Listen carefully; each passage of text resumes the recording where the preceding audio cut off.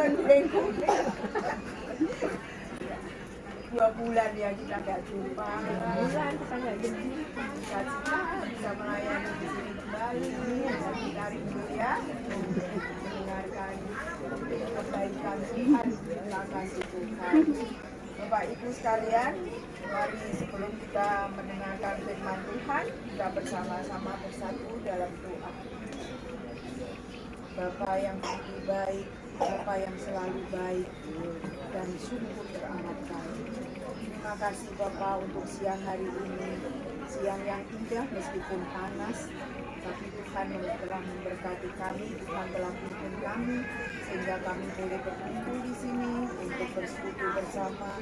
Tuhan tolong kami, dan semoga kami akan mendengarkan sebagian dari firman. Kiranya firman-Mu dapat masuk ke dalam hati kami, dapat bertumbuh, dan juga berbuah bagi banyak orang. Terima kasih Bapak. Tuhan hantar saudara-saudara kami yang saat ini berhadir di tempat ini. Berfirmanlah Bapak, karena kami semua siap untuk mendengar. Hanya di dalam pengasihan Putra-Mu yang tunggal, Tuhan kami Yesus Kristus, kami telah berdoa dan mengucap syukur. Haleluya. Amin. Bapak Ibu sekalian, firman hari ini diambil dari Matius 8 ayat 23 sampai 27. Matius 8 ya, ayat 23 sampai 27.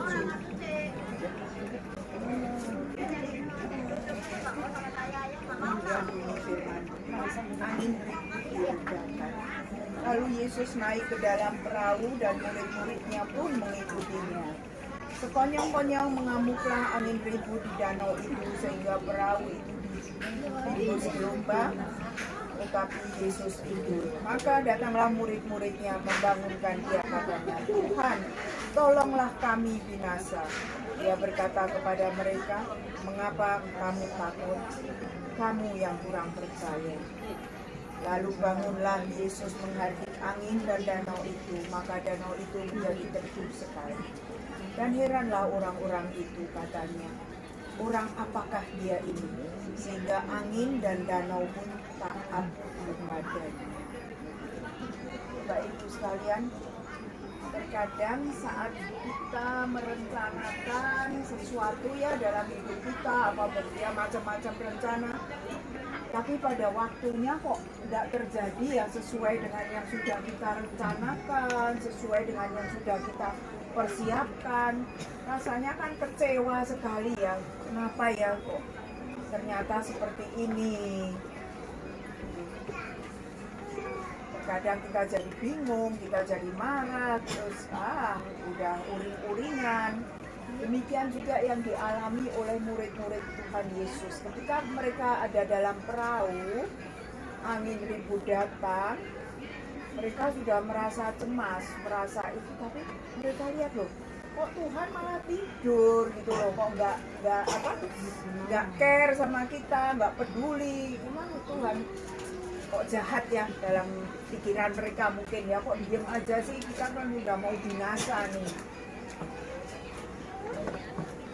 Percayakah kita bahwa terkadang Tuhan tuh mengizinkan masalah itu datang supaya kita tetap mengandalkan Tuhan ya. Kita diberi kesadaran bahwa oh iya ternyata aku nggak mampu kalau mengatasi ini sendiri, harus melibatkan Tuhan, harus minta tolong kepada Tuhan dan berharap selalu kepada Tuhan.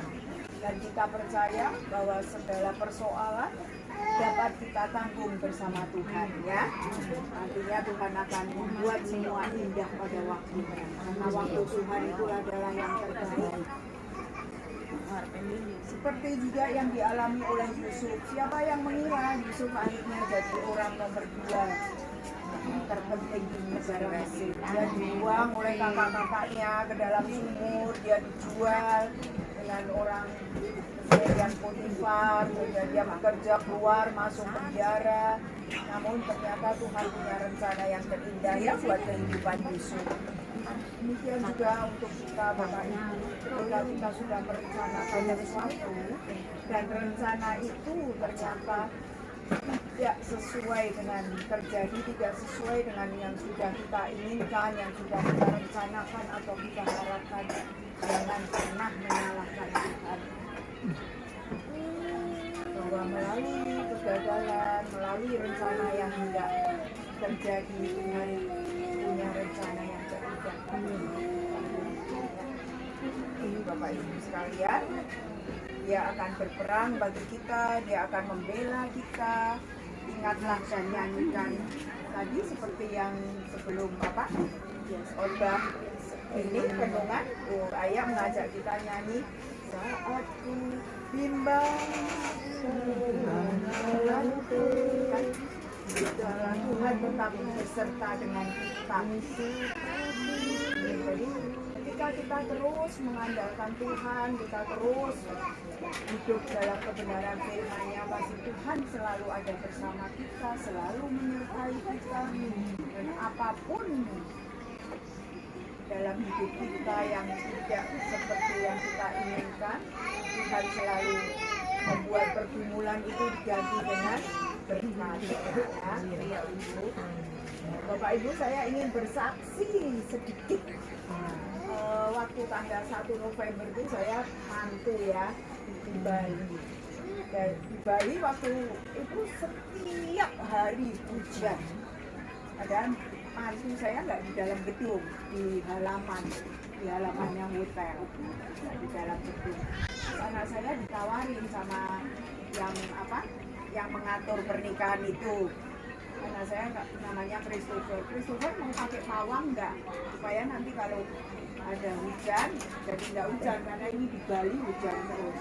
Anak saya nggak mau, dari awal anak saya sudah nggak mau pakai pawang. Anak saya cuma bilang saya sudah menyerahkan semua rencana ke dalam tangan Tuhan. Meskipun pakai pawang, kalau Tuhan bilang hujan pasti hujan kan.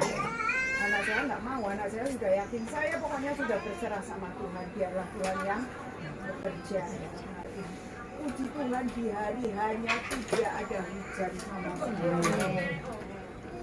Dan besoknya ada pernikahan lagi di tempat yang sama dan dia pakai pawang. Dan orang yang mengatur pernikahan kita, kalau sekarang orang bilang WO ya, wedding organizer ya, yang mengatur.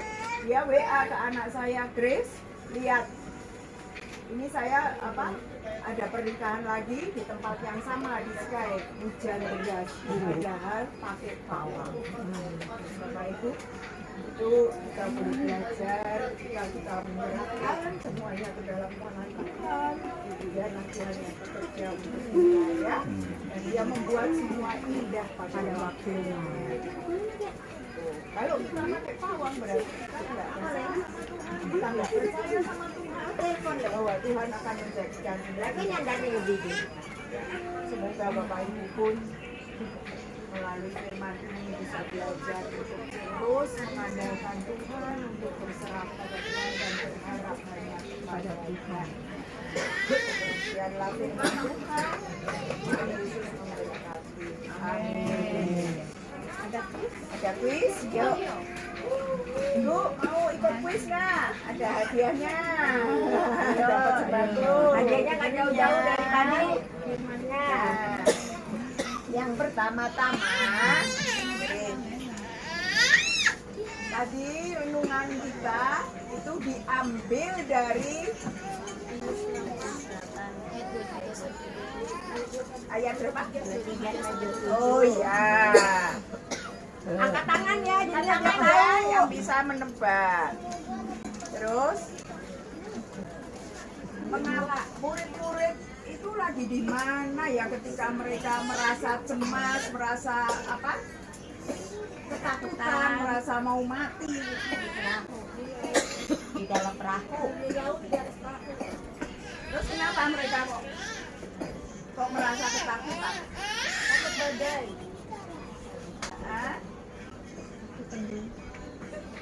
Badainya sudah datang. Jadi mereka takut apa? Terguling. Gelap ya, binasa ya, binasa. dua itu. Nah, yang ketiga.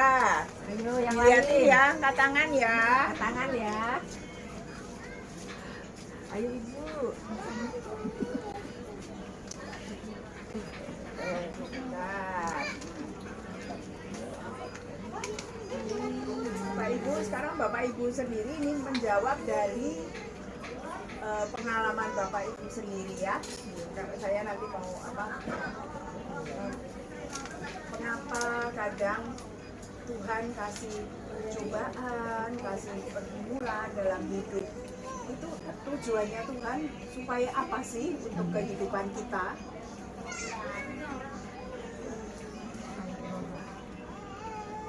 Siapa? Ayo angkat tangan. Supaya berubah. Berubah bagaimana? Supaya Lebih berbaik. supaya sadar Sadar bahwa bahwa ketekunan rumah tangga sabar. bukan hanya dalam ini umum ya, misalnya kita punya masalah, punya apa gitu, kok Tuhan hadirkan itu masalah buat kehidupan kita itu kenapa sih gitu loh. Kita mampu. Hah? Kita mampu melewatinya. Kurang tepat. Harus kita sabar biar sabar. Kurang dikit lagi. Lagi Biar kita jadi lebih baik. Kurang dikit. Udah. kurang lengkap ya. Coba diperlengkapi jadi Maksudnya hubungannya kita dengan Tuhan ini yang Biar lebih saya. dekat sama Tuhan. Karena dikasih ujian ujian dari Tuhan supaya supaya biar dekat sama Tuhan. Terus Kita lebih menyenangkan Tuhan. iya. Kita lebih mengandalkan Tuhan. Supaya kita lebih bergantung Bergantung pada Tuhan, jangan merasa kita mampu sendiri. jalan sendiri. Iya. Karena kalau kita jalan sendiri nggak bisa. Ya, Satu, dua, tiga. Yo.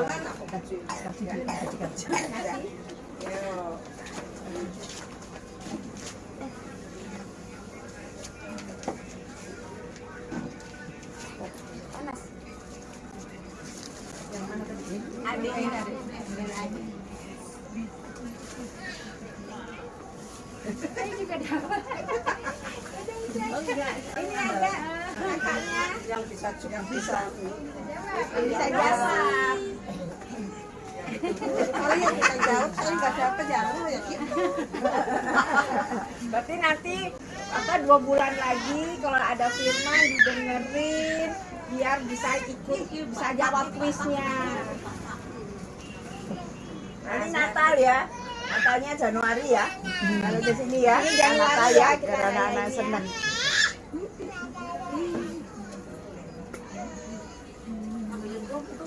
Ya. Sebelum kita akhirin ibadah singkat kita ini, nanti ditutup doa penutup oleh Ibu Erna, kita akan menyanyikan 1 buah lagu